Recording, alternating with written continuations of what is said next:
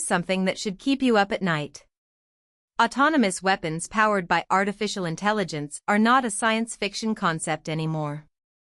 They are already deployed on actual battlefields right now, and the global conversation about banning them hasn't even gotten close to a real treaty.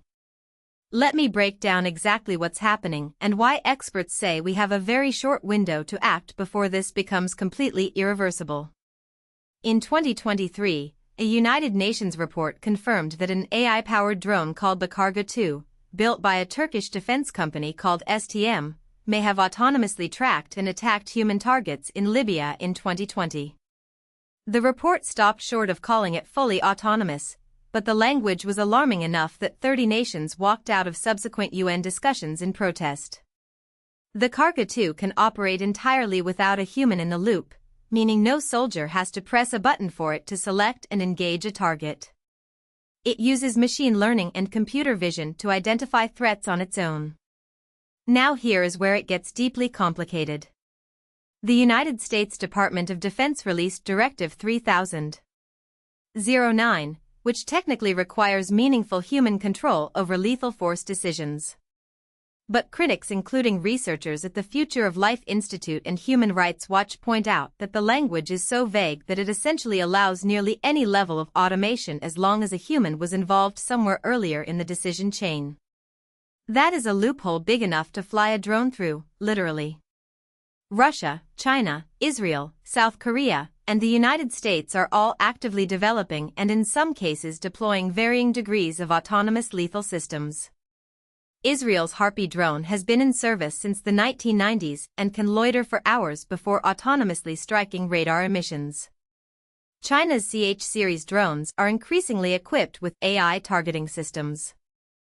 A 2022 study published in Nature Machine Intelligence by researchers at the RAND Corporation estimated that by 2030, over 40 nations will have some form of deployed autonomous lethal capability.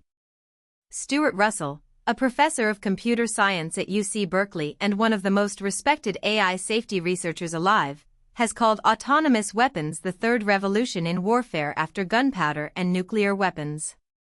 He organized an open letter signed by over 4,500 AI and robotics researchers urging a preemptive ban.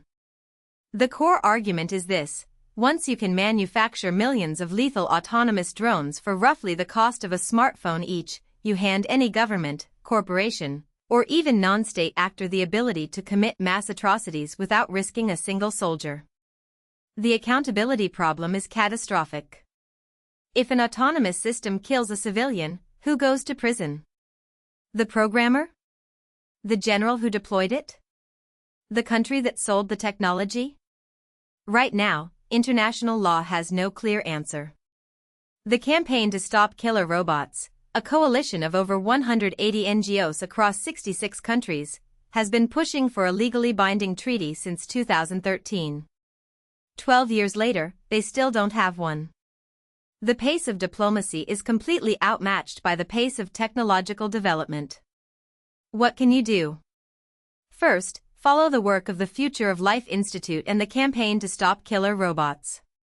Second, contact your elected representatives because public pressure on this issue is measurably thin compared to nuclear disarmament movements.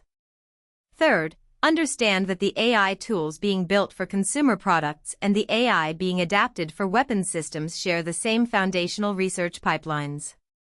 This is not separate from the AI in your phone. The window to establish meaningful international norms is closing fast, and most people have no idea this is already happening.